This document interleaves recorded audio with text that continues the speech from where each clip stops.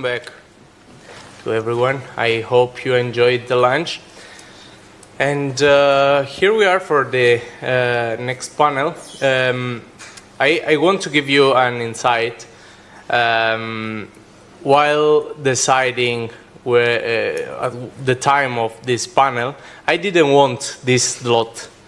Because after lunch, it's always a bit tricky to focus and so on. But then we decided our speakers, and I was relaxed because I'm sure you will like it. I'm Giovanni. I'm part of the Metaverse Chair, PhD candidate, hopefully for just a few months yet. Today I have the pleasure to chair this panel about digital identity. That is a topic that I am quite related to. First, because it's the topic of my thesis, of my PhD thesis, and secondly, because also it's something that affects us first as researchers or professors or professionals, but mostly as citizens. So I'm sure you will enjoy it, and for this reason we invited three very important speakers about this topic, three experts that I will present, that are Miguel, Recio, Gayo, Paolo, Campegiani, and Vera, Lúcia, Raposo. And I will introduce them in this order, and they will talk about three different approaches of digital identity. So starting with Miguel, he's an associate professor at CEU São Paulo University. He's also a lawyer at CMS law firm, where he works also as a DPO, data professional protection officer, and is also the chairman of the Spanish Professional Association of Privacy. So I leave the floor to Miguel, and I hope you will enjoy. Thank you, Giovanni, and thank you, Aurelio, for the invitation, and thank you to the chair for this invitation. I'm so sorry. I will try not to speak very loud in order that you can enjoy your nap. In fact, we are going to start with legal questions, so perhaps this is going to be 15 minutes, very tough. Well, in my case, it's more a legal approach to digital identity, and in that sense, I would like to start with a national approach to digital identity and the EU approach to this digital identity. In this first slide, even the title is a legal approach. We are going to find two important instruments that are not laws. That is the Spanish Charter of Digital Rights that was published in 2021, just drafted by the government with a group of experts, drafting this charter as such. And after this national charter, the European Union published as well the European Declaration of Digital Rights and Principles for the Digital Decade. These two instruments are not laws. In fact, our Charter of Digital Rights is very important, but perhaps in the last years is not having as much focus as it was expected regarding the digital rights, even though it's very relevant. And the last one, perhaps you know about this regulation. This regulation amends a previous regulation regarding European digital identity, and this is very important. This is the most important document, instrument right now in the European Union regarding digital identity, although we will see that there are some flaws or some questions that perhaps needs more development. Regarding the Spanish Charter of Digital Rights, it was published in 2021. It's not regulatory as such, but it's a relevant framework for guaranteeing citizenship rights in the new digital reality, with the aim to recognize the challenge that we have with IT in the current and in the future, and those rights of citizens in this sense. As you can see, there are no articles in this declaration, but it's important that just the second point of this charter is just the right to identity in the digital environment. This is a very important right as such, and in fact, I will say digital identity right now is a right. It's a right as according to this charter, but it's a right as well. We will say that later into the EU regulation on digital identity. I just extracted the most relevant here. The right of the owners is enforceable in the digital environment. This is very important as well. I have my identity in the offline world, so I have the right as well to have my identity in the digital or the online world as such. And this is the European Declaration of Digital Rights, and there is a mention as well to the digital identity in this declaration. It's more focused on the public sector, but it's very relevant as well as, I will say, is the beginning of this right of a digital identity. It's mentioned the digital public service online, and everyone should have online access to keep public services in the European Union. I will say as well access to corporations, to the private sector as such, being able to use the digital identity in this case.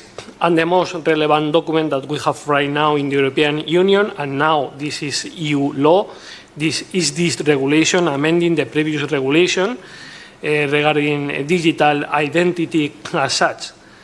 We will analyze some points of this regulation because it's the topic of this presentation, and I will say the first one and the most important is that currently we don't have as well. We have as such this right.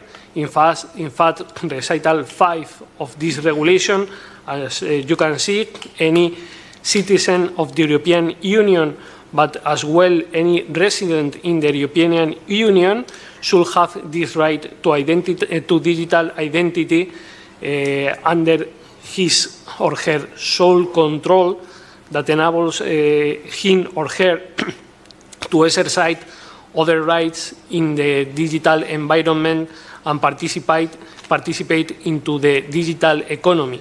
This is the most relevant, I will say, in this regulation, just in a recital, not in an article. The recital is explained in the articles of the regulation, but I will say this is very, very relevant for digital identity in the European Union. And in fact, as perhaps you already know, regulation is directly applicable in all, in all EU member states without any need of a transposition or any adoption of additional rules by EU member states. So the European Union is creating this right to the digital identity of all citizens and as well of all residents in the European Union as such. It is relevant as well just to see that this regulation is not defining what is a digital identity. If you look for a definition of the digital identity, it's not in the regulation, it's not even in any EU law or in any national law. The regulation only just defines what is the European digital identity wallet that is being launched this year in several EU member states, but we don't have a definition of digital identity, neither on our national law or in other legislation as such. It is possible to find a definition of digital identity provided in this case by the European Data Protection Supervisor, that is the European Authority on Data Protection. And as you can see, digital identity as a digitized version of our physical identity documents and other credentials. But even the European Data Protection Supervisor is providing another definition of the digital identity. There is not only a definition, we can have several definitions with several approaches, and the most relevant is that our digital identity is including everything about us. It's not only our national ID document, it's much more information than that. And perhaps if you just take your wallet right now, I think that I can find at least 5 cards with information regarding my identity. It's my national ID, it's my driver license, it's the card for health services, but there are even my card as a lawyer. So we have many documents right now in our wallet that could be easier to have them in this digital device. And even it is important, we will see right now, it is important how the person can manage his or her information, because we are showing our digital identity. In fact, on the internet, it will be easier and safer to have a digital identity and not just sending your email, your national ID by electronic mail or other means in this case, because perhaps the risk is even higher than the risk that could have this digital identity. Regarding the European digital identity wallet, the regulation just provides this definition as an electronic identification means which allows the user to securely store, manage, and validate person identification data and electronic attestations of attributes for the purpose of providing them to relying parties and other users of this wallet. You need to think on the wallet as that electronic identification means that even your title of the university, your degree, or other information will be in that wallet. So the wallet with your digital identity could be used just before public administrations, but as well before corporations, before companies, just to create an account in a social network, just to do transactions with those companies, with those enterprises. So it is very, very relevant in this case. Regarding the regulation on digital identity, dismantle the system barriers hindering seamless use of trust services and electronic identifications, and establish mutual recognition. For me, this is very, very important, that our European digital identity is valid here in Spain or in any other country in the European Union. As a regulation, the territorial scope of the application is just the European Union, but at least you have guaranteed that you can use your digital identity, I will say, without any legal issue. We will see later that perhaps Paolo is going to explain us perhaps some technical issues, but at least as the regulation is directly applicable, a person should not have any legal issue using his or her digital identity in any country in the European Union, and I will say on the internet if the company or the public administration is an European one as such. Some challenges.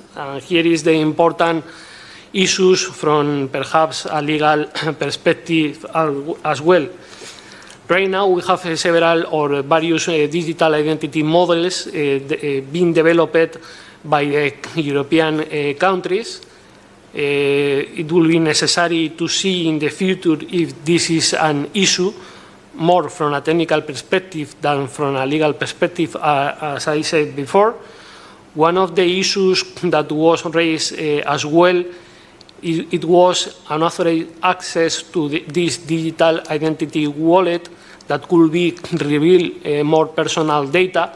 But I will say the European Commission has been publishing a lot of documents stating that this now is safe, and even that the person will have total control over the personal data that are being provided through these digital identity wallets as something very positive for the person. But I will say perhaps one of the risks, and I will focus on that later, we are in a situation in which cyber attacks are happening every single day. So we will need to take care of that as well, because all my information is going to be online. Perhaps that should be on my device, but my device must be protected as well. And in fact, we are seeing how the legislator, in this case the national legislator, is just acting. And recently in Spain, for example, the penal code was amended a few days ago just to protect more the information that we have on our electronic devices. Why? Because we can be victims of bank fraud or other illicit actions, and I will say our digital identity is key as well. I keep my national ID very carefully, and I should keep as well my digital identity carefully. The unfair and unlawful exploitation of user profiles. This morning it was mentioned at profiling under GDPR. Perhaps here there is going to be a lot of information of transactions with information regarding that digital identity that must be protected as well. And finally, cybersecurity. And regarding cybersecurity, we will see just now that there are more issues as well. From a data protection perspective, this is a document published by the European Data Protection Supervisor last year. It's not 4 or 5 years ago, just last year, just for, highlighting several of the risks already mentioned. These risks to integrity and confidentiality, risks of over-disclosure towards relying parties, and risks of linkability of transactions, enabling that profiling as such in this case.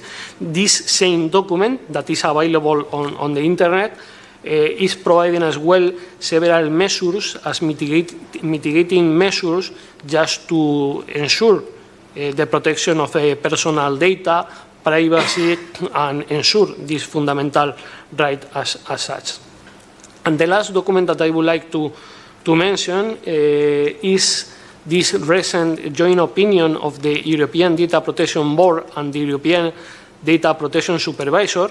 It's an opinion published a few weeks ago, just highlighting that the digital identity wallets and the European business wallets providers should be considered essential entities under the NIS2 directive and under the CIR directive for these entities. Why? Because our identity is going to be just there. It's not under my control in my wallet, in my physical wallet. It's going to be there. So what happens if one day one of these providers just disappear or there is an issue? And I will say even in Spain we have practice on this, because we lived one day last year without any electricity. What is going to happen that day if I cannot show my digital identity and I don't have anything else? So these are things that could be a challenge, or at least questions to consider for the future, just for applying the digital identity as such. And just to end my presentation, I will say we have this amendment, this update of the EIDAS regulation. According to this regulation this year, by the end of this year, all of us should have the possibility, this is not mandatory as such for anybody, you can use your digital identity or not, but you should have this year the possibility to have that European digital identity wallet. That depends on the country. There are several EU member states that are more advanced than others. As a tool, this is important because, as I said before, you can have a lot of information on your digital identity wallet, and you can use that information based on your consent, based on your desire about how to share that information. This remains voluntary, but I will say the last one, well, the digital identity should be only one for everybody. That's going to be tough, that's going to be difficult, but it's the only way to have an identity as we have already into our national IDs, and digital identity remains a challenge, but I will say not only a legal challenge, there are other questions that should be considered as well to be sure that we have a successful digital identity and that everybody can benefit from the use of his or her digital identity as such. Thank you.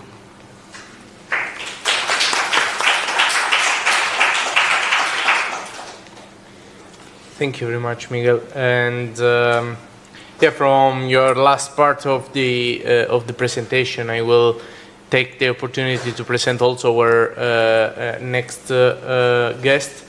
As Miguel correctly said, digital identity is a challenge, and it is not only a legal challenge, probably it's also a technical one. And for this reason, while organizing this panel, I was pushing a lot on invite also some technical profile, and we found it in Paolo. Paolo is the head of innovation and improvement of Namirial. Namirial is the leader on trust services and a provider of digital identity in Italy. But it's not only in Italy, it's around Europe with several branches. And he's also an expert in standardization and the implementation of the digital identity wallets. As I said, he's the most technical profile of our panel, and for this reason I leave him the floor, and I open my ears because I just wanted to hear it and to learn as much as possible. Oh, okay. Okay, thank you, John. You're giving me a lot of responsibility for sure. Okay.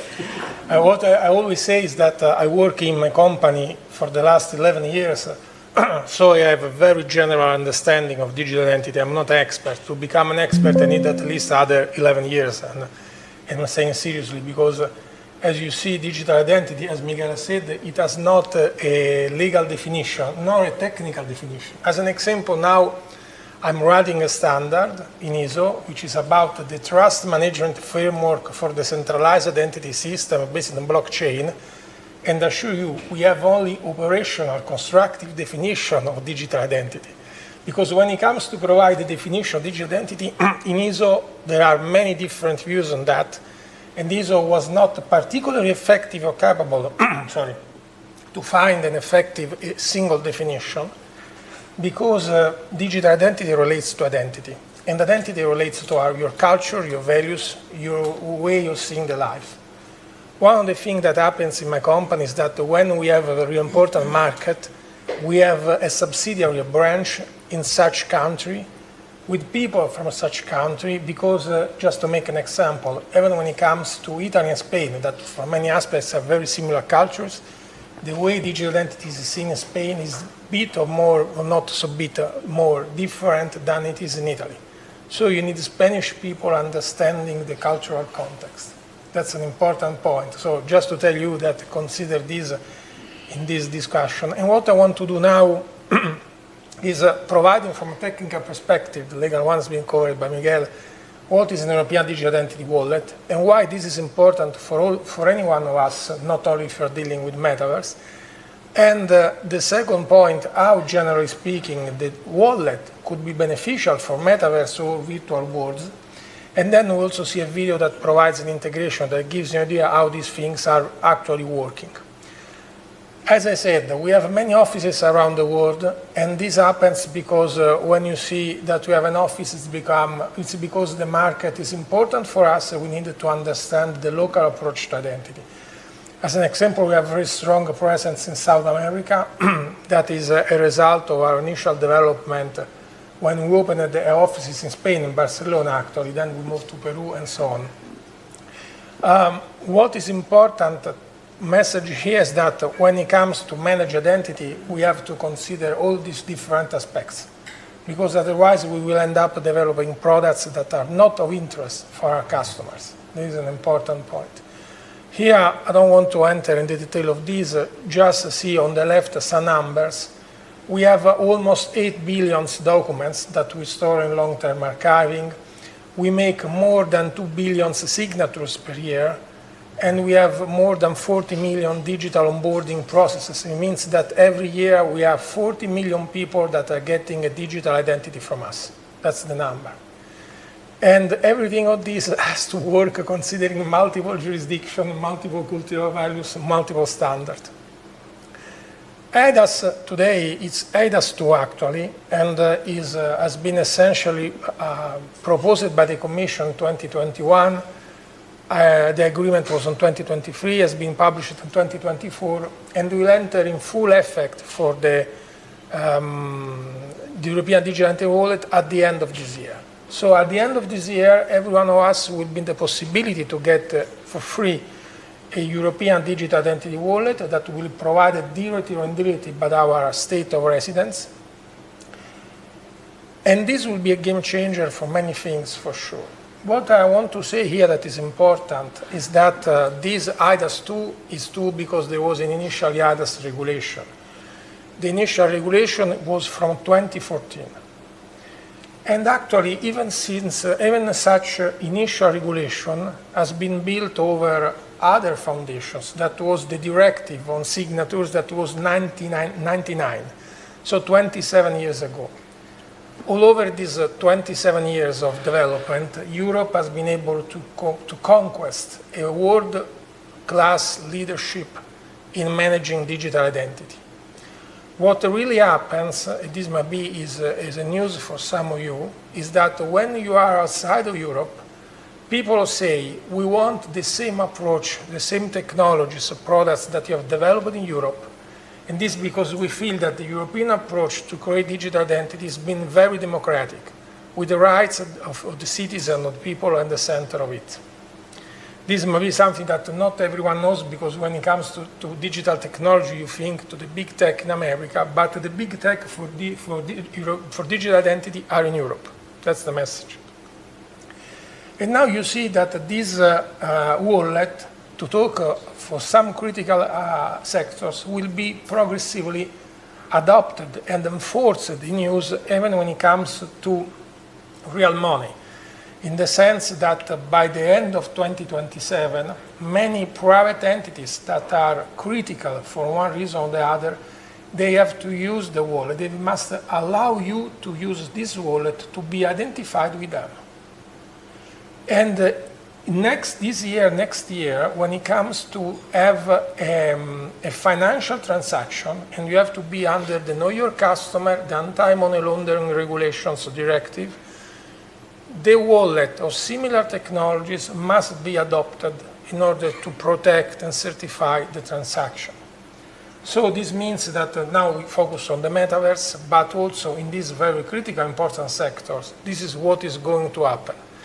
And when the digital euro, or the programmable euro, as you want, will be adopted, it's possible that something about digital wallet will be used to create some kind of binding between these two very different but equally critical frameworks.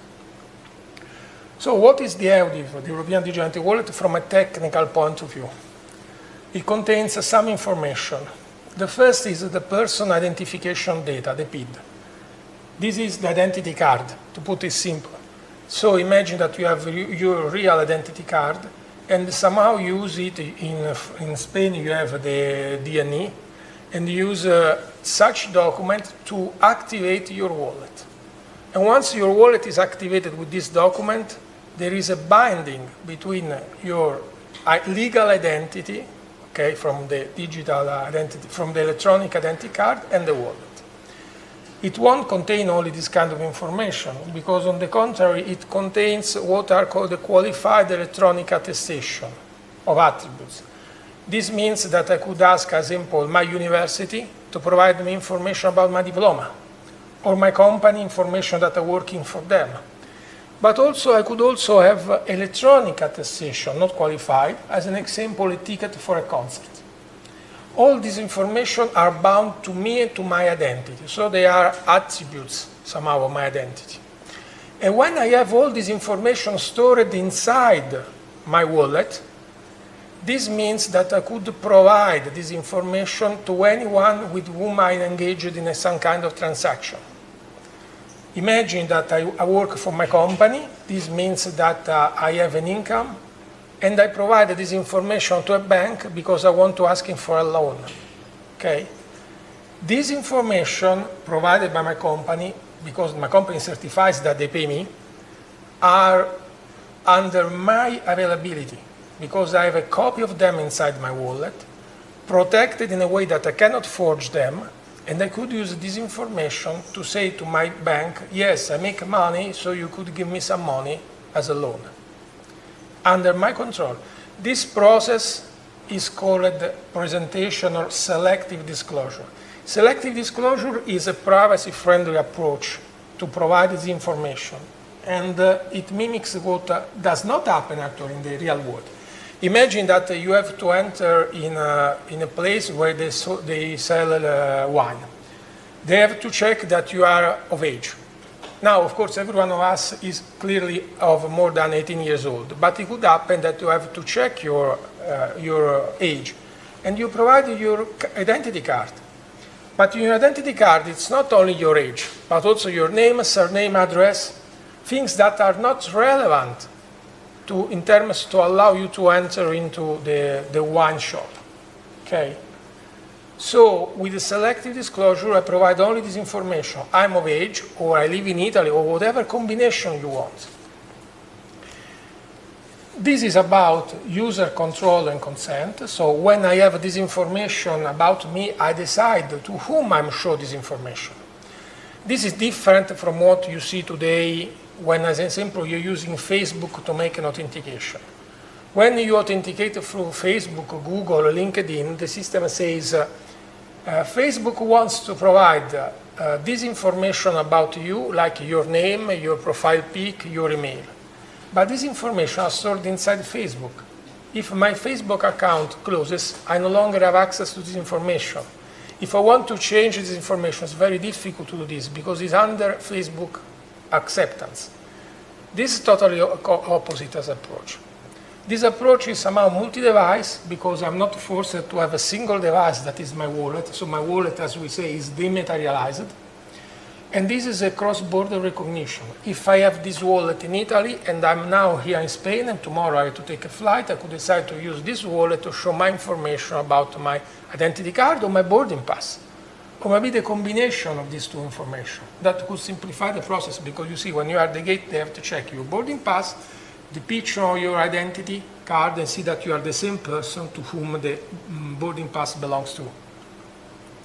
And this is an example. This is what we call a remote flow, to give you an idea how it works.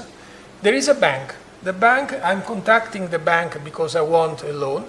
And the bank says, perfect. Provides me your name, your credit rating, some information about your income statement, how much money you make. This information is stored in my wallet, or I'm going to collect them stored inside my wallet to provide to the bank. Then I decide to provide this information to the bank, and the bank says, perfect, okay, now you have access to, you could ask for a loan and we could tell you about your loan, because the bank has received all cryptographically valid information about me as an identity and things about me, my income and my residence, whatever you want. This is a remote flow. This means that happens online. But this could happen by proximity. Imagine this, I'm in university. I want to enter inside the library, and they have to check that I'm a student. In this case, I provide some information with my wallet, and typically using Bluetooth technology, they could check that, yes, I am a student of this university. I could enter, or in any case, I'm entitled to enter into the library. That's the idea. This means that the wallet, as Miguel has said, is a credential container. It contains information of many different kinds about me. My national identity, which is the root of everything. Then I have information about the diploma, my employment relationship, information about my bank accounts, professional memberships, travel documents, whatever you want. Some of these we call it qualified because they'll be provided by public bodies under some specific legal requirements. Others will not qualify. Imagine a ticket for a concert, a boarding pass, things like that. This is a bit more technical, but it's simpler to understand than it appears at the first sight. At the center of the system, we have the wallet. The wallet is managed by the user, you see, on the bottom part, and the wallet is provided by the wallet provider, which is a company that autonomously or under a state mandate or under recognition by state has developed the wallet. This wallet receives information in terms of credentials from an issuer. This issuer contains many different possible kind of information, we said, and they are based on authentic sources, so the real truth. There is the authentic source is a university about my diploma, and the university provides this information to my wallet either directly or using someone that in the middle manages the technical communication, because maybe the university does not like to do this. All this information are collected inside my wallet and are used when I come to a relying party or verifier. Example, I want to be employed by my company, to a new company, and they have to check about my diploma. That's the idea. It's the architecture, I don't focus on this, it's based on many more, too much probably, too many, sorry. Technical standards, these are just some examples of them. That gives you an idea that this wallet is based on standards that in many cases have already been developed. They were just to integrate in the system, not a simple process. And that there are many ecosystem initiatives that are trying to speed up the process, especially focusing on the concept of interoperability. Because the problem is that you imagine that the wallet for work, it means that you receive data from someone and you use this data to someone else. So you have three parties that have to work together in exchanging information under your control as a citizen. This could be a complex process, and this is why there are many standards that are being developed or updated for the wallet in the order of 80 standards that we are developing or updating. And we're doing many European research projects that are called LSP, large-scale pilots, in order to create these systems and to see that actually the system will work. The wallet will come to you in the form of an app on your smartphone, as simple as that. For the citizen wallet, for the European Digital Identity Wallet, you have this application, your smartphone, for free, and you could decide to use this in all the scenarios I've described before. Some initial wallet applications are already being developed. As an example, for Italy, you could have your driving license stored on the wallet. Okay. Actually, this one works only in Italy. So if you have it, because the framework is not yet fully established. So if you are in Italy and you have to show your driving license, you could use the wallet, but you can use the same to show your driving license in France. By the end of this year, this will be possible. And imagine the benefit when it comes to rent a car. Every time we rent a car, it takes a lot of time for the people for the rent car representative to insert all the information about driving license, whatever. Imagine if you could just have an exchange of information. This will simplify things a lot. And now for the reason for us to be here, why we should use the wallet for the metaverse. Some examples that are all quite relevant. The identity binding with an avatar. Imagine that you have an avatar, so you are speaking with someone, you see their representation on a virtual world, and such entity says, I'm a lawyer. How would you check that? And if you could check that such avatar represents a lawyer, physical person, you have some benefits. Because you know that you're talking to them, you're talking with a qualified person when it comes to law, and they are under a professional secrecy. And at the same time, from their point of view, if they provided you some consultation in the metaverse, then you receive an invoice. So something that is happening in the physical world, I am a lawyer, as a representation in the digital world, I could provide consultancy, then it translates back to something happening in the physical world. I have to pay. Someone pays for my professional services. You could have cross-platform single sign-on, which means you don't need to have many different identities for many different virtual worlds. You have your identity that has different presentations in different virtual worlds. Might be not the same representation due to technical limitations, constraints, whatever, but essentially you are more or less the same entity. The same representation, because behind there is the same identity, which is you. You could make the transactions for digital assets.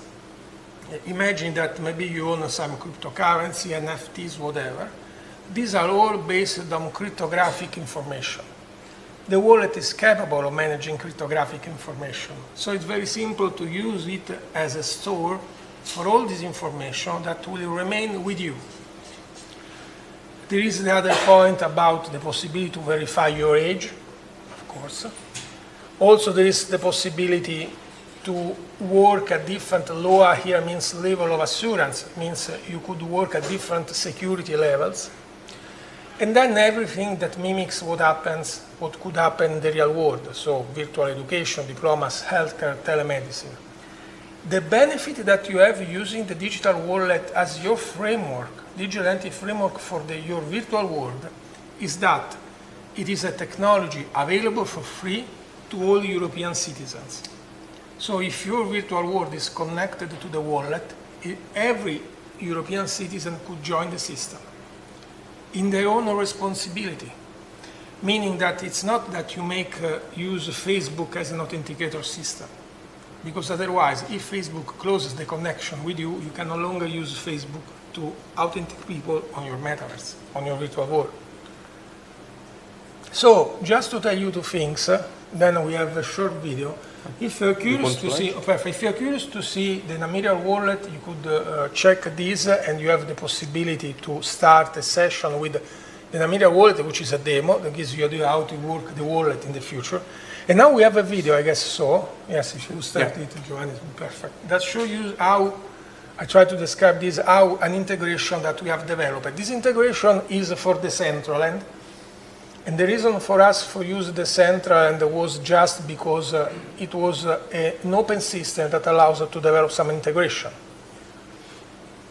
Now, what we'll see here, this is how the experience will unfold to a real user, is that we start this decentralized system. You see that there is this building that is our company building. And here we are the avatar that has the intention to enter the building to do some things.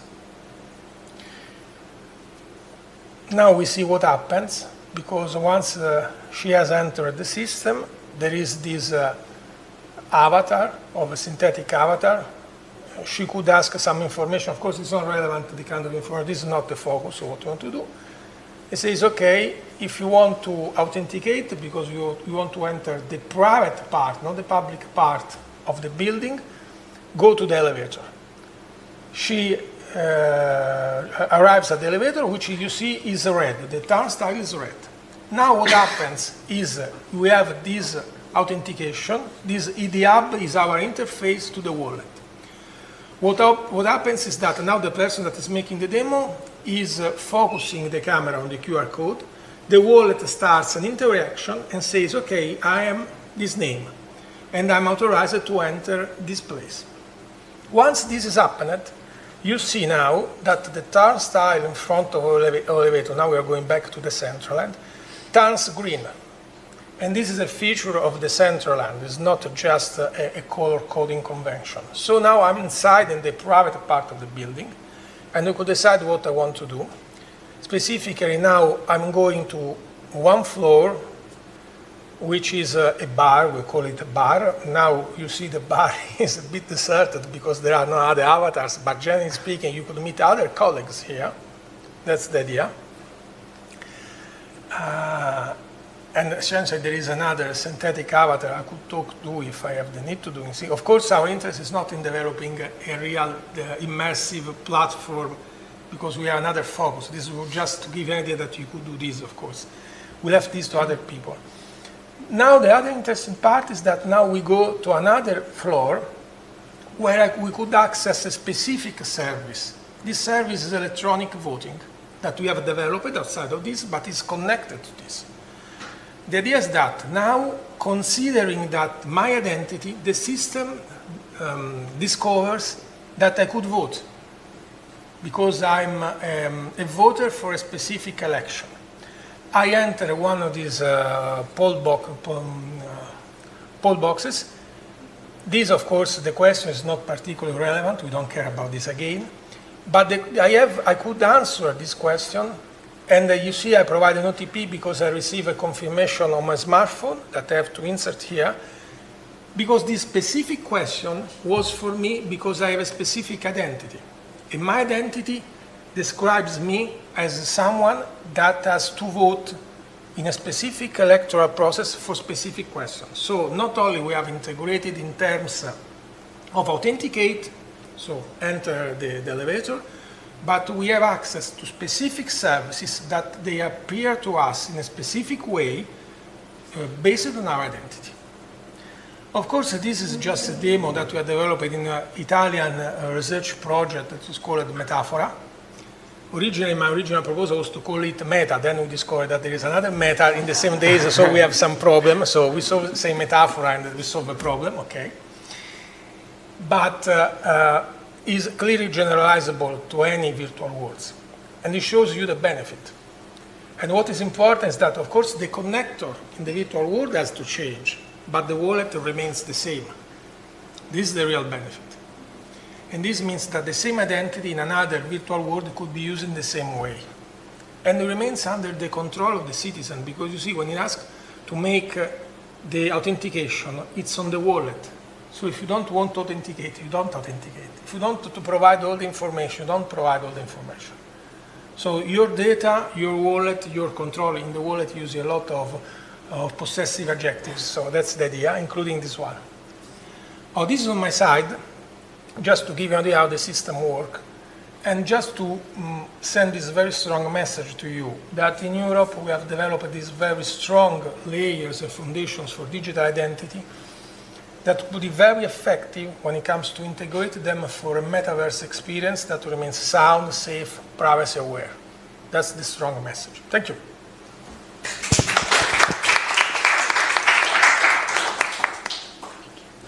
Thank you, Paolo. It was super interesting to me also, as I said, to see the technological part of what we are talking about. And it raises many questions to me that maybe we will have time to raise. But I have just a remark now that from what I see, the technological part, the technological development is way more developed than the legal part. So, but we will discuss about it later. And now maybe also our next speaker can contribute also to this point. So I introduce Vera, Lúcia, Raposo. I hope I didn't put the accent in the wrong letter. Perfect. She is full professor at Nova University of Lisboa, Portugal, and there is also the vice dean. Her CV is so long that I cannot list all the titles and so on, but I was impressed on it. She taught also in the University of Macau. She's a leading expert in the IT law and also in medical law. So I stopped the presentation and I leave the floor to Vera, Lúcia, and wait. And the floor is yours. Can you put it in the vision mode? Yes. Okay, so thank you so much. So first of all, apologies for disappointing you, Giovanni, because I'm not going to deal exactly with this issue. As I told before to the organizers, I'm going to, well, it's not about identity, digital identity. I'm so sorry for the ones expecting that. So again, Raposo, I have a Chinese name, which I will not pronunciate for the sake of my bad accent. And I picked to this as a title what I thought to be a very catching one, like the Metaverse Illusion, the kind of titles we pick for the conference, autonomy, manipulation, and the new digital body.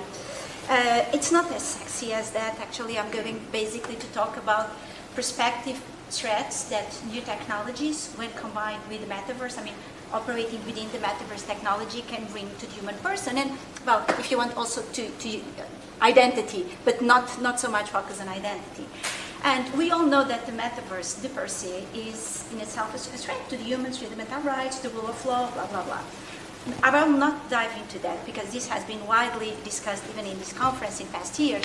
So basically, I'm going to tackle new technologies, not so new, but well, some of them quite are, and how the legal framework can operate. So, usual suspect, AI, we have been dealing a little bit with that. Marco this morning talked a little bit about it. Now, we know that AI is, I think, unavoidable in the Metaverse, because when we walk into these beautiful Metaverse landscapes, you see these amazing buildings, you face avatars that really resemble a human. This is made by AI. And when the avatar actually behaves like a human, even though there is no human in control, again, it's AI, the wonders of AI. And just like in the video, you see these like operators, assistants to us when we are in the Metaverse. They are only AI operated, so it's important for us to guide ourselves. Maybe not. I think I yell a lot. I always say that because I have 2 small kids, but maybe not enough. I need to yell more.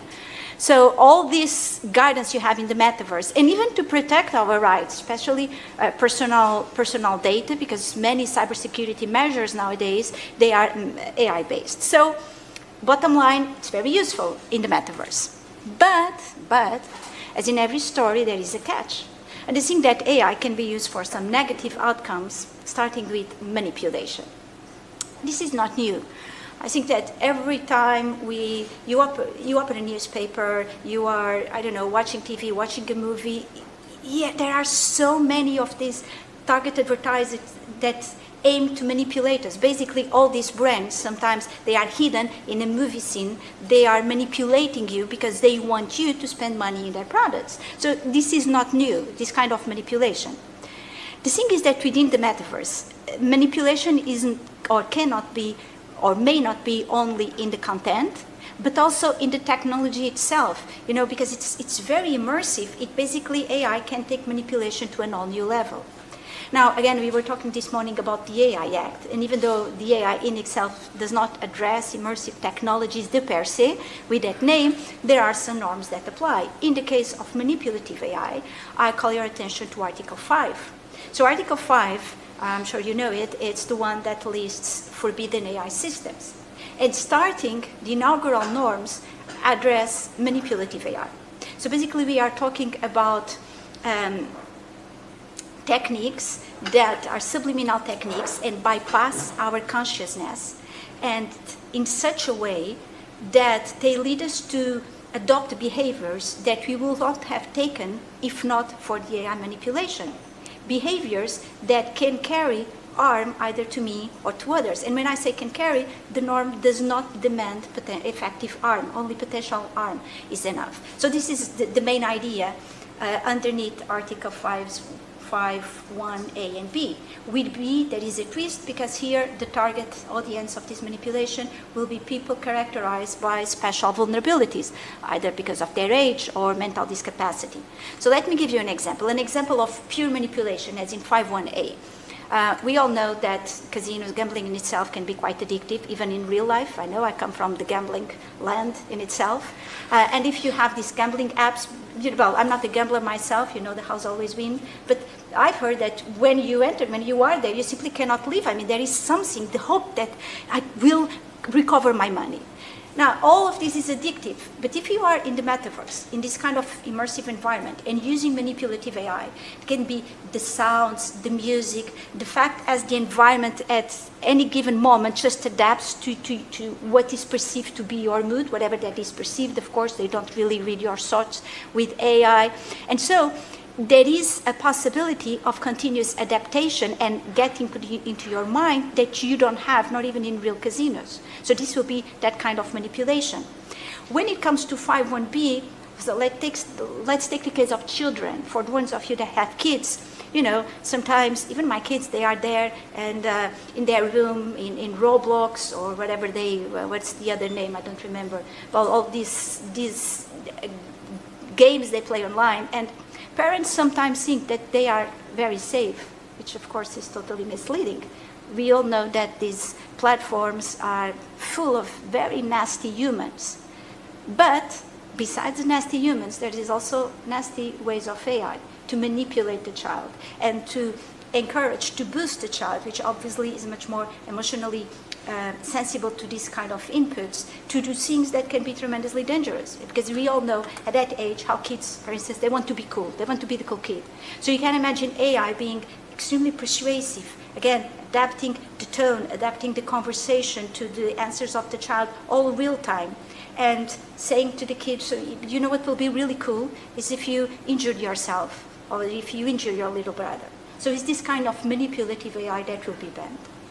Now, of course, I'm not even going into other forms of manipulation, such as radicalization. We all know that the internet, even without AI, just internet in itself has been very prolific in radicalizing and creating new extremists. So just imagine what could be using AI in the metaverse. It's a way for disaster. Of course, not every type of manipulation, every form of dark patterns is as bad. I mean, not all of them reaches the threshold to be forbidden under Article 5. So you have other manipulation. I don't know, I will call it like soft manipulation, if there is even a thing. It looks like an oxymoron, but let's keep with that. Like going into a metaverse store. You see, it's a fancy store and looks really good. So you enter there, again, the lighting, the lady, the avatar lady working there looks so persuasive. Maybe I don't ask for the digital wallet, so I don't even know who she is, but she looks nice. And the way she talks with me to make me spend more money, or at least to spend more time there. So this kind of manipulation most likely will not be forbidden by Article 5 of the AI Act. Even because it might not meet the threshold. But again, under EU law, we have other regulations that might address that.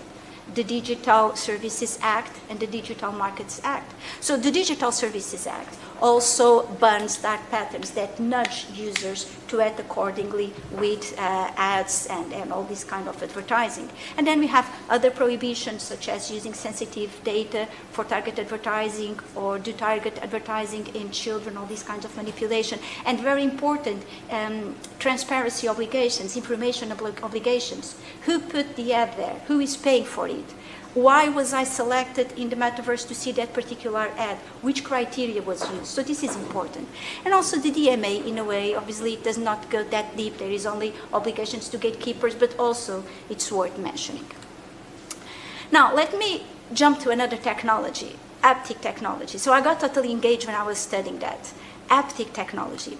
I think it's interesting because what we have been discussing about harm in the metaverse, usually it's about emotional, moral harm. And by no means I want to diminish its weight. Of course, it's very important. But it's basically, it's not the case that if my avatar is punched in the metaverse, I will feel something in my body, at least in traditional metaverses, right? I can feel depression, stress, anxiety, all this kind of emotional pain. There is some form of physical harm. Let's suppose that I'm playing a very violent and emotional game, and while playing I do all these movements, and suddenly I crash into a window or my TV, which, by the way, already happened. There are lawyers making lots of money only with that. But that's not the kind of harm I'm talking about. The thing with haptic technologies is that they can take physical harm to an all new level. So haptic technologies is a kind of technology that even though no one is touching you, you can feel all types of sensations in your body as if you were actually being touched. You can feel vibrations, you can feel textures, you can feel someone grabbing your arm, for instance. And this is cool. I mean, we had it in the beginning. For the ones of you that are gamers, there were these games in which when you were holding in the device will tremble a little bit, right? Vibrate a little bit. So if the game were about, oh, I'm driving this really fast car. Of course, if you do that, which I've never done, but I will assume that the wheel will also tremble. So that gives you the sensation. But this is a very basic form of haptic. Now, you have other forms, such as one in the video. This is a glove. There are various in the market. And with the glove, you can feel, for instance, textures. You can, again, feel the vibration. So it makes the metaverse experience much more immersive. But of course, it doesn't stop there. And there are all types of new technologies already being developed. So you have the haptic suit. It's a very futuristic jumpsuit. And instead of feeling these sensations only in your hand, you can feel it all over your body. So you see where this goes. And you have mid-air haptics. Now, this is different because actually there is no wearable on the individual. It works via audio waves or air, like air jets. And it pressures specific parts, these waves, these jets, they pressure specific parts of your skin in such a way that you feel some sensations. Not as in such an expressive way, such as in the haptic suits, but still you can feel some sensations. The electronic skin or the e-skin, so this is very much like the haptic suit, but it looks like just a second skin. So you don't even realize, you forget you are using it, and again, it makes the experience much more immersive. And of course, all kinds of implantable devices that you can imagine. Now, what's the added value, or how can this change the metaverse experience? Well, of course, in many ways, I don't know if I have a dirty mind, but I was reading that. Imagine, I said, sex, of course, this is all about sex. Can you imagine completely changing the experience of people having sex without actually having sex? And by no means, I did not create that myself, because I think I was inspired. There is a movie from the 90s, Demolition Man. I don't know if you remember. Maybe some of you are too young. But the idea is, in the totally dystopian future, people do not have sex anymore, sexual intercourse. Because, change fluids, this is considered dirty, and there is the risk of pandemic. So they, in order to have sex, they put this kind of headsets. And they have, I created sexual sensations, because it's not really sex. And in case you are wondering what this is, I know the things I found online. This is a full haptic suit that is supposed to give sexual pleasure to the user in many different ways. It even comes with prosthetic breasts that the person can touch while he's watching a metaverse porn, which, as I found out, is also a thing. Now, in case you are thinking in buying one, I can tell you it's already sold out. You cannot find more of those. But, not like you come to the serious part. If this can be used for fun, if you want to call it like that, it can also be used, of course, to lead the path to new types of sex crimes. Now, the existence of sex crimes, and I'm using sex crimes like that because personally I'm not sure that if my avatar is sexually attacked by another avatar, this even meets the requirements of a sex crime within the criminal law, because as you know, the legality principle and the idea that the words have their weight, and the prohibition of analogies, well, it's very strong. But still, it is widely discussed if this is a kind of sex crime. And this matter has been widely discussed. We have the case of Nina Patel and all these avatars being assaulted. Now, with haptic technologies, this can go to a new level. Because you know that scene that it's in your place or in mine. I can imagine a future where people meet in the metaverse, and they will say, in your metaverse platform or in mine, or whatever that works. And both of them are using their haptic suits to have these sexual sensations or whatever in the metaverse. And they, of course, they agree. So there is consent in that point. But at some point, one of the partners will say, okay, that's enough. Let's stop here. I don't want to go any further. What if the other continues? What if that sex partner that wants to withdraw consent cannot, either physically or even emotionally, to simply take the haptic technology away and to be released from it? So when I was researching this, I came to my mind that all these discussions we are having right now with sex crimes in real world, no is no. And by the way, in my country, in Portugal, we are having this discussion, what is no, because a 15-year-old girl was raped. So this is like middle age. But all these discussions we might have on the metaverse, and because of haptic technologies when it comes to a point, so that you have a new threat to the human. Now, of course, neurotechnology, also very cool, very interesting, many different uses in the metaverse. I think the added benefit could be the neuroadaptive environment. So because we are collecting, because neurotech allows the collection of neural data, using this neural data, a sort of inferences can be taken, and these inferences can lead to the automatic adjustment of the environment real time. So for instance, if the neural information tells the metaverse platform that the individual is, I don't know, cognitively overwhelmed, suddenly all the environment, the environment in the metaverse can become a little simpler, not so complex, to make you feel more comfortable, or the opposite. If the information say, well, this individual is a little bit bored, okay, make it more interesting. Suddenly, the environment or even the avatars, they change. So yeah, there is some benefit on it to make it more immersive. Now, there are obviously risks. Now, starting with the obvious, it's not that neurotech, at the state of this technology has nowadays, can read your thoughts. It doesn't happen like that. Maybe in the future, but right now, we still cannot do that. So we are not in that level, but still, collecting neural data raises some profound legal and ethical issues. So first of all, we don't even know very well what is neural data, and I remember that in the previous panel there is a mention to the neural rights, which are also a thing being discussed right now. Are neural data, well, we know that they are personal data, but can they be classified as sensitive data in light of 9(1) of the GDPR? It's not completely sure. It seems that some neural data can be labeled as health data and therefore sensitive data. Eventually some others might be biometric data and therefore sensitive data, some others no. And this is important because 9(1) of the GDPR contains a prima facie prohibition of processing of sensitive data. So the entire discussion around that. Disregarding for now the answer, the fact is that our mental privacy, whatever that is, which we don't know very well the concept, we don't know the exact boundaries, but there is something starting to get built into legal doctrine, which is mental privacy, as another layer of the privacy umbrella right. This is definitely at stake. And then to finish, biosensor technologies. So here I'm referring to all type of technologies that collect data from your body, right?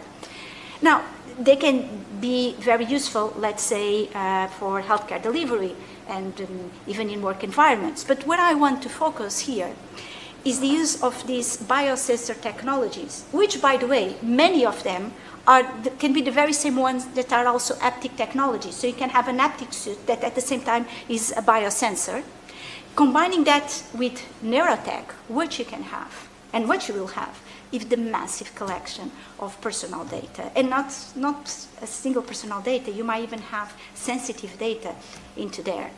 Well, data about your body, such as pupil dilation, the heartbeat, the temperature of your body, all of that, galvanic skin responses, all of that can be used to make inferences about you. And also to identify you, because there are studies that show that only collecting 5 minutes of data on a virtual reality experience, and even if we try to take all kind of identificative information from that data, the fact is that with machine learning, we can still identify the individual with 95% accuracy, that's a lot. And all that in turn opens the door to what we call biometric psychography. So the term is not one, it's out there. Psychometric psychography, what a difficult term. Basically, it's the analysis of a bunch of data about the person. Some of them are behavioral data, some others are physical data, and from that, do all these inferences. And the risk that is underneath this possibility, well, let me illustrate that with an example. So let's suppose you are in a metaverse platform and you are using this kind of technologies that collects these types of data. Let's suppose that a shiny red Ferrari passes by you in the metaverse, and your body shows how much you are reacting to that image. So for instance, your heart beats faster, your temperature increases, your mouth gets dry, your pupil gets bigger. And that shows how excited you are because you like cars, so that's exciting, right? What if you have the same feelings by watching a gay scene, being the fact that you yourself always sought in being hetero, or the opposite. You watch the hetero scene and you yourself also thought of yourself as being gay. Now, for the record, this does not show your sexual orientation. By no means. These reactions do not show that you have one sexual orientation or the other. But the fact is that if you have the same reactions, heartbeat, galvanic skin responses, this could be taken for an inference about your sexual orientation. And to make it, let's make the scenario a little bit darker. What if it's child pornography?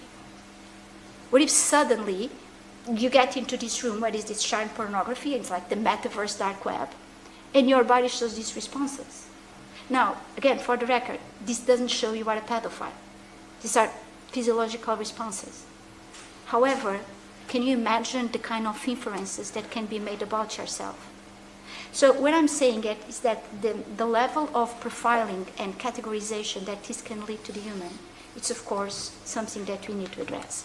Now, coming to the end, many of you are too old to know who this person are, but let me quote the great poet of the 90s, Eminem. There is a music, when I was doing that, I was preparing reaching the end of the slides, and what came to my mind is, we are losing ourselves. And I said, that's not mine, that's Eminem. So, you know, I get the feeling that these new technologies, and by all means, I'm a huge advocate. I'm a nerd, I love all that. But are we losing ourselves? What is the identity? What is being human in these new technologies? Food for thought for the debate. Thank you so much.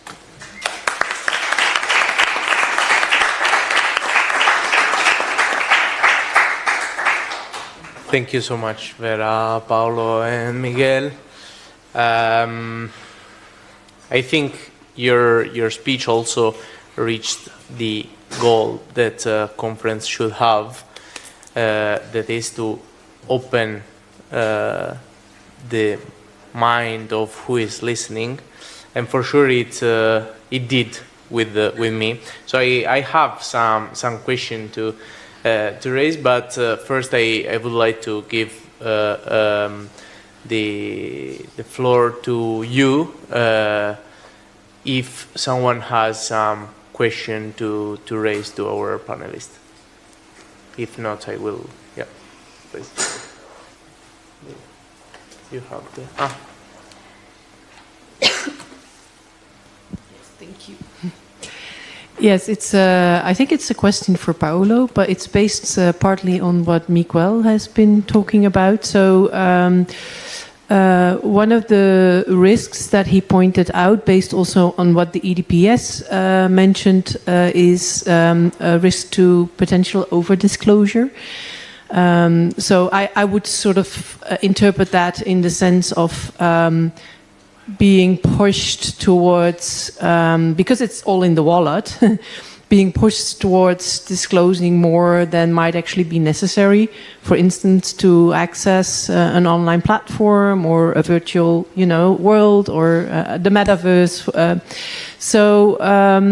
And then you were talking about everything is under the control of the user, right? And that's also the idea with the wallet, that it's user controlled.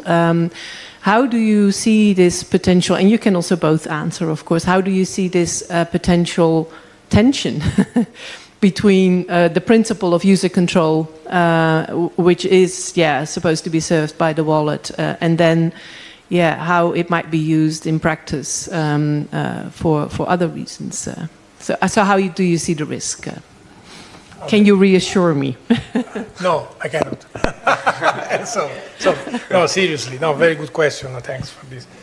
The point is that if the wallet succeeds, in the sense that if we are really using it in our day-to-day interactions, of course, it tends to collect many information from many different providers of such information. And so, yes, this is the risk that it could happen that someone asks for more that is actually needed to provide a service.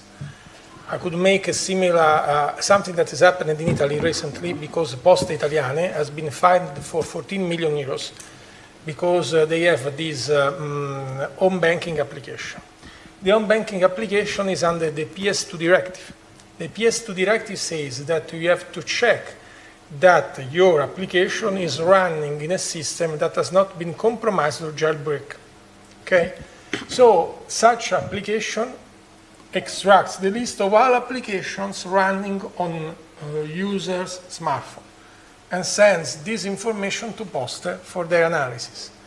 And the privacy authority in Italy has said, no, this is not the way to do things, because if you send this list of applications, maybe even with encrypted names, it's possible to infer many information about religious beliefs, sexual orientations, whatever, of your users that are not relevant to understand if the smartphone has been jailbroken. That's the point. So, and this is exactly the same example. Of course, the smartphone is under my control except when an application that decides to do something else. These kind of discussions have been surfaced during the development of the regulation for the wallet, especially people from Northern Europe that are really privacy aware have asked for many ways to provide against these kind of risks. These are called the collusions, as an example, between different parties, entities. What you have make as an example is not collusion, but is more a dark pattern, okay, exactly. The point is that technology cannot solve this kind of problems, can only make possible to fingerprinting, to pointing to the entity that has not followed properly the law. Because if everything is traced, at some point, if I decide to provide this information to my bank, and my bank does not need to know that I'm using Ryanair app, just to make an example, because they don't care about this, absolutely. It's just my business, not theirs. At least this is traced, is audited, and someone could be considered responsible. But this is the answer from a technical guy. The answer from a technical guy says that everything is traced, everything is logged, so if someone is violating the law, we could find and punish their behavior. But this is not a complete answer. Seriously, in the future, probably we'll need to have some additional layers, software layers, that says, okay, you have really, that are under my, with which I have a direct trust relationship, and they say, yes, they're asking you this information, it makes sense, so please provide. This is exactly what is missing today when we have the cookie banner. Now, you are Professor Laws, tell me if anyone you has ever read the cookie banner in your life. Okay, four people, about one over many hundreds, I guess, not all of them. Yeah, and just you are for research purposes. Sorry? Just for research purposes. You, sorry? Yes? No, not all, but I, not all, exactly. I do look for the information to say no. Okay. Which already is okay, but the so way... I check them out, and if I can't refuse, I won't go on the site. Okay, perfect. Yeah. But this is the exception, if I could say, to appreciable. I'm a bit of a nerd. No, you're a professor. I mean, and this is called the consent fatigue. Yeah. They ask us to provide consent to many things. Okay, do whatever you want. I don't care. I need to access the system. I need to buy a ticket, whatever. This has not been solved by the GDPR when it comes to the cookies, and is not going to be solved by the regulation of the wallet itself. That's the point. So, but at the same time, from a market perspective, the companies that will provide a wallet that is more privacy aware from this point of view, they win the market. That's the point. Because the wallet, the regulation has just a minimal level, which is not minimal, but say a standardized level of security. Everything you could develop on top of this will help you win new customers. This will happen for the European Digital Identity Wallet and for the business wallet also, which is the wallet for legal organizations, for legal persons. So that's my view on this. And it's the best that we have done at the time being. That's the message. It won't solve everything because, of course, in any case, people will find a way to circumvent many of the possible measures. I think it will be very, very difficult because, in any case, the wallet is extremely safe from a technological point of view. And the data stored in the wallet is much, much, much more protected than anything else that you have now in the world, literally. That's for sure. In any case, we have a problem that it could happen. It will be solved by the fact that to be a relying party, you have to be in the list of relying parties. So you have to accept some legal obligations, some organizational controls, some auditing. But someone in the future will be probably fined for for having asked too much information, for having asked for over-disclosing of data. That's for sure. So sure, it's really possible. Sure, I don't know if it's sure, but it's possible it could happen. Just an example. If I will stay tonight here in Alicante, this is my national ID. I'm sure that this will be scanned by the hotel because they have an obligation. With the digital wallet, I'm sure that they are going to receive only the information that they need. Something else. As you saw, the EDPS just published a tech dispatch. So they will be analyzing all the issues. I will say in the last 2-3 years, the data protection authorities, at least at the European level, has been analyzing, assessing all this. So we will receive a wallet that I guess that is going to be safe in that sense, because they have been screened by the data protection authorities as such. The rules should be clear for those players. So I guess that we will have more guarantees that with other applications in the past that are out of control, absolutely, and you don't have any information regarding the processing of personal data. I will say now you have more information, even though you have a lot of things that are happening in those applications and you cannot see them, but at least you have more guarantees than in the past. And we have the GDPR and other regulations that are applicable as well to this technology. Thank you. Hi. Hi, I'm Professor Timothy Jung from Manchester Met. I've been looking at this Excel for a long time, and I'm one of the firm believers that digital identity is one very important foundation for the growth of the metaverse. Okay, because of this ID issue, metaverse was not really developed as we had expected. Okay, so. Thanks for all the insightful talk about digital identity and the wallet as well. But I think the technology innovation is, especially AI, is developing much faster than we expected. And other digital technology, like quantum computing, okay? Very recently, there's an Anthropic's cloud new AI model called Mythos. They can find all the weaknesses of any systems. So they normally try to promote this kind of AI model to the commercially, to get kind of financial gains. But actually, they announce that it's not for sale. It's too dangerous. And when that kind of technology has some, is beyond our imagination, identity, I think it should be safe. But if some technology is much more stronger and powerful, that safety net which we imagine is easily can be broken, okay, then I think this is a real kind of a worry, concerns, okay.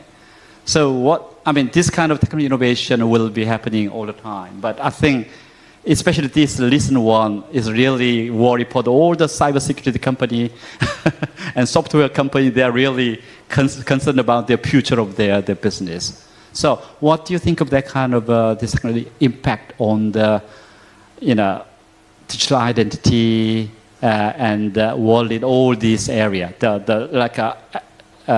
Cloud is Mythos type of, but very, very strong, technological innovation, which is much superior than we believe is safe, but they may be much stronger.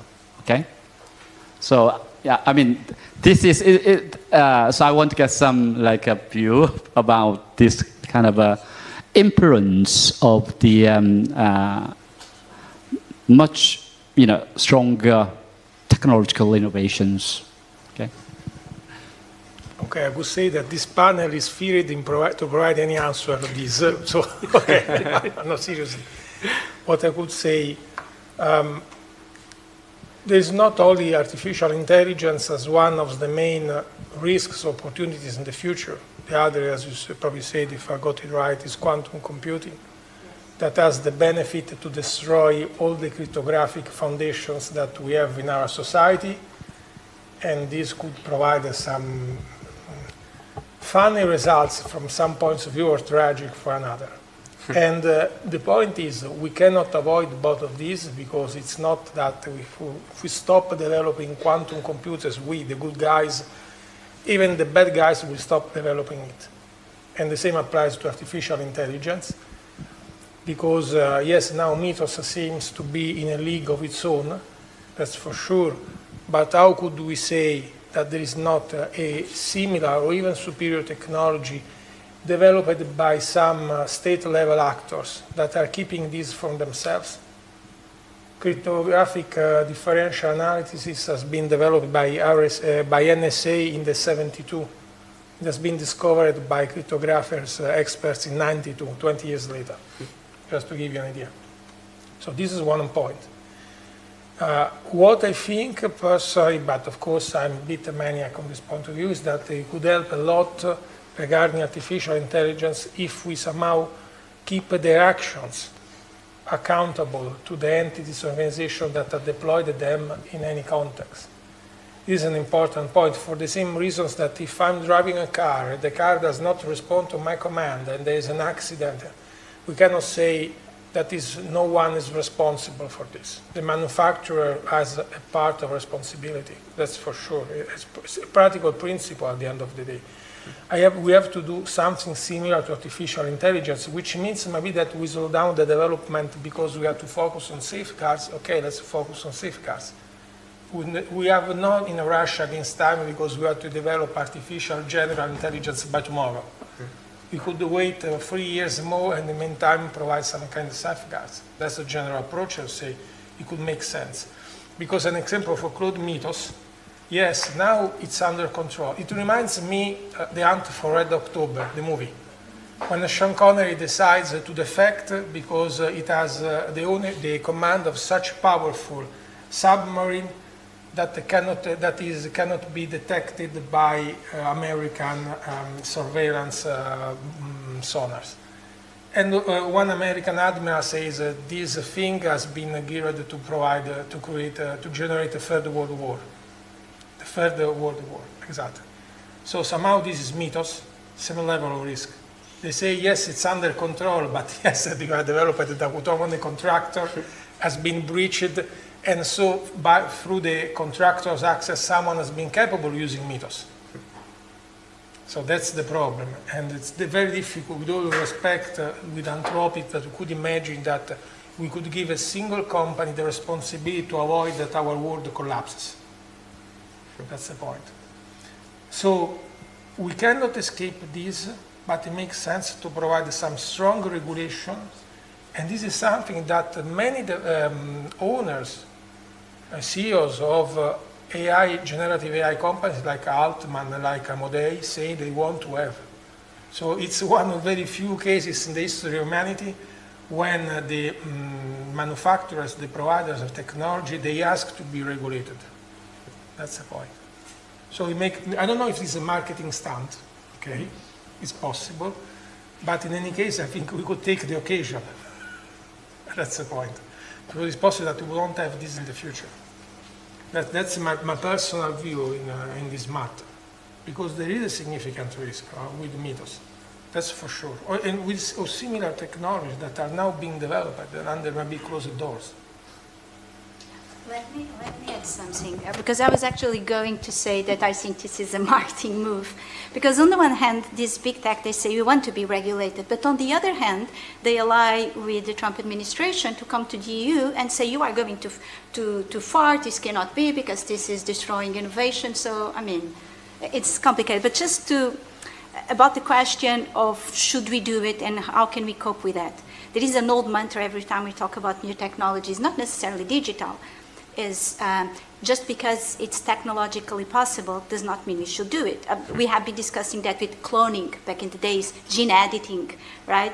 Now with everything is digital, AI, neurotech, blah, blah, blah.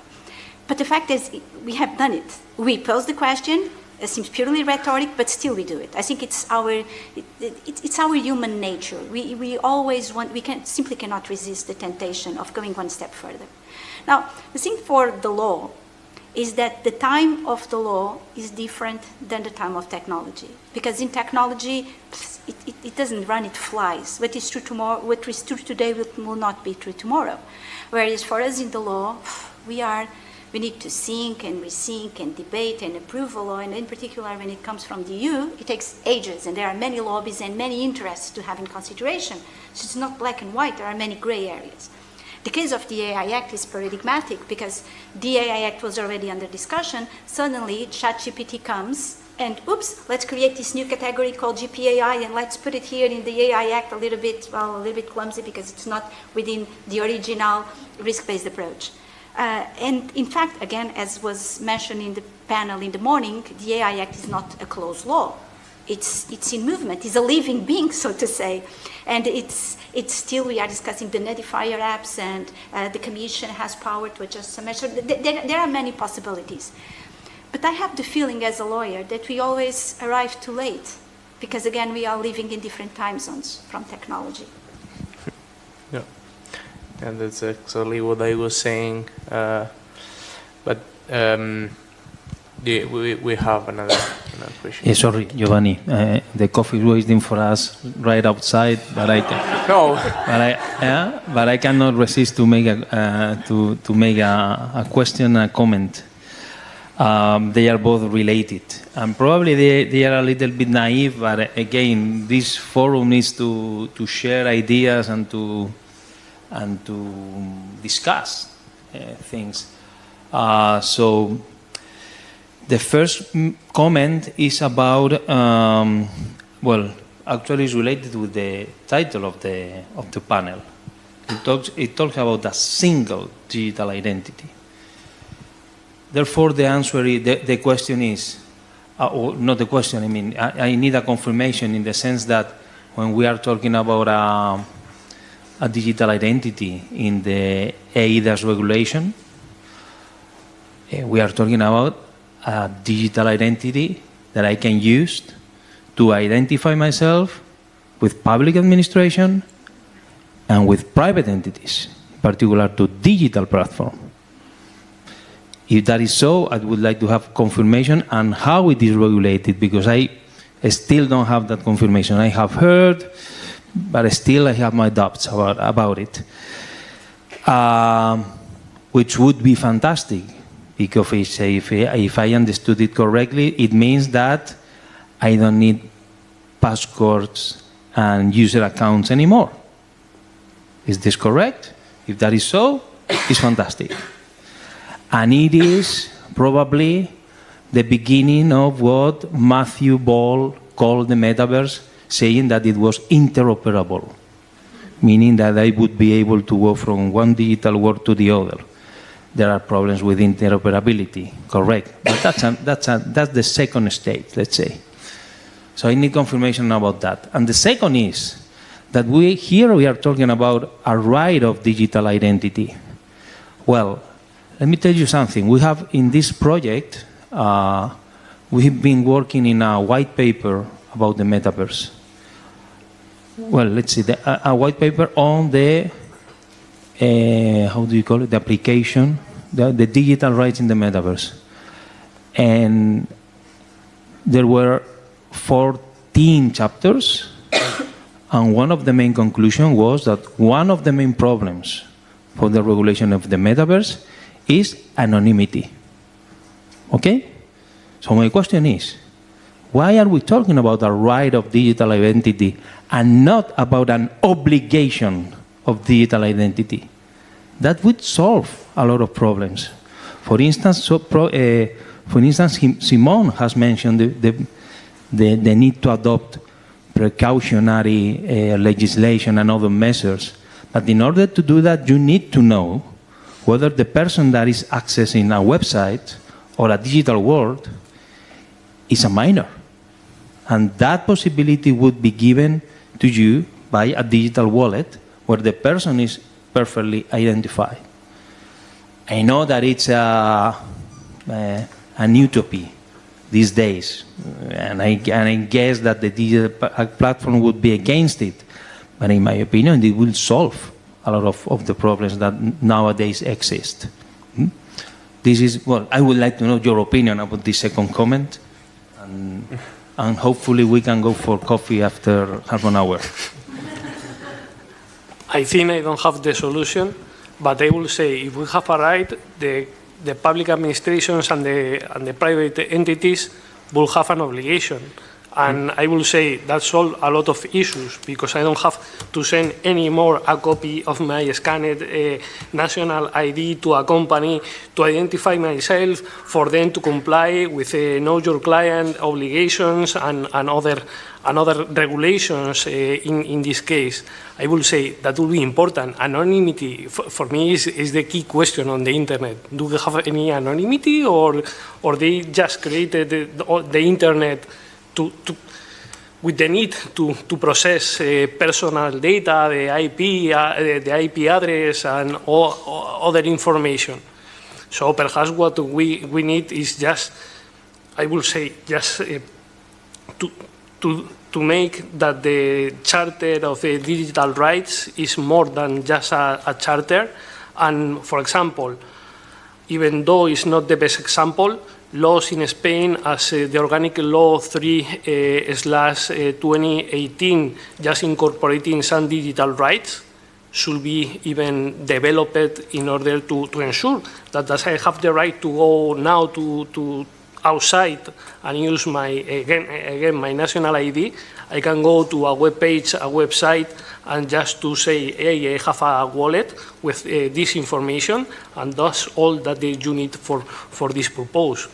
I think it's necessary, it's even necessary with measures, with precautions in order to ensure that you can exercise your rights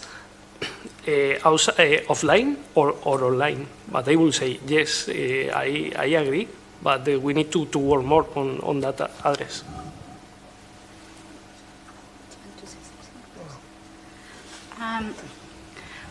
Well, Aurelio, as you know, the main trend right now has been that people has the right to be anonymous in the metaverse unless it is a criminal behavior, so it just after being considered as was a criminal activity, and otherwise, I think there are words that say by some court that it's a part of the right to be who I am and to expand who I am in the metaverse and to be really be myself.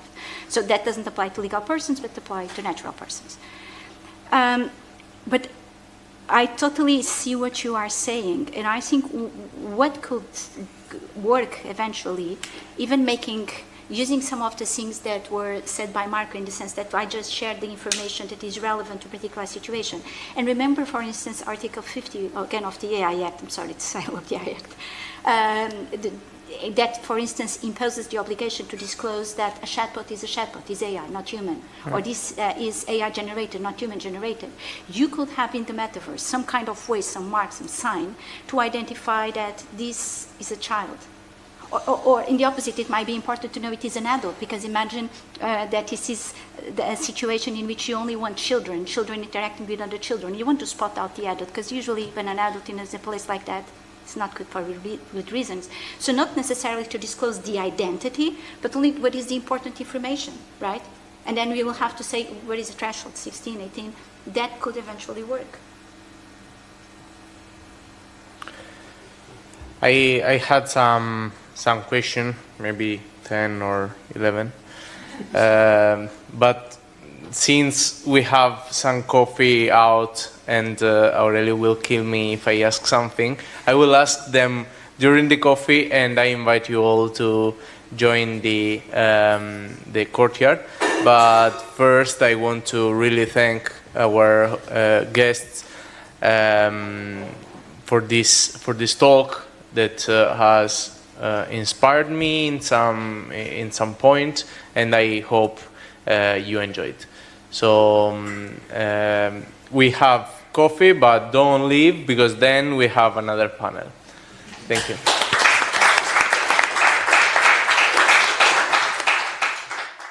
So